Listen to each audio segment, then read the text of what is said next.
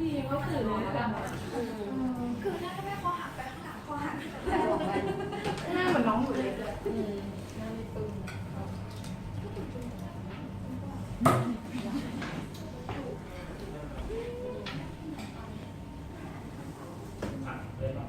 น้องไม่เล่น ไม่ได้หรอกไม่หลับหรอก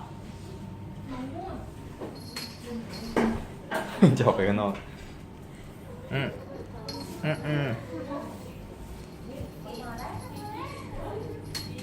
ตัวนี้มานิดหน่อยตลอดเลย